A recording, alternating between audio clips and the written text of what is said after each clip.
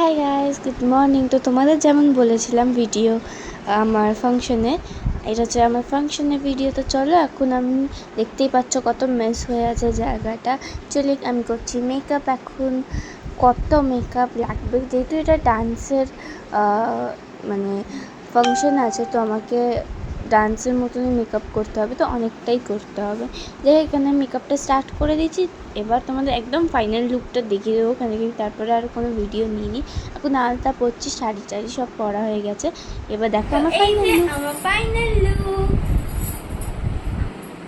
কেমন লাগছে নিশ্চয়ই জানাবে। এবার আমি যাবো ফাংশনে। তো আমার 3-4 ঘন্টা লেগে গেছে সাজতে।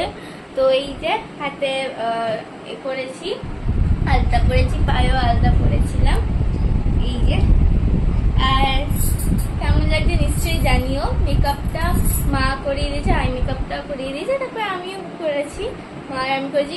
নিশ্চয়ই জানিও কেমন হলো। আর এখন যাই, চলো ফাংশনে।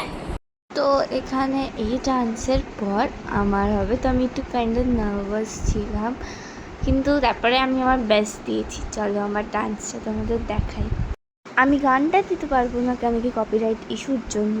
তো আমি যতটা পারবো তোমাদের দেখানোর চেষ্টা করছি। আর এই ভিডিওটা আমি গানটা লাগিয়ে সন্ধ্যেবেলা ছাড়বো।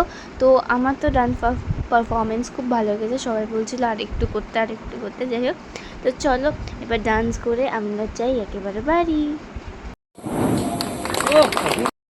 হয়ে গেছে আমার ডান্স। সবাই বলছে আর একটু করলে হতো, কেন কি আমি 1 মিনিটে তুলেছিলাম। আমি জানতাম সবাই অর্ধেক তুলবে, তাই জন্য আমি 1 মিনিটেরই তুলেছি। আমি করে জানবো যে তুই সবাই পুরোটা তুলে আসবে।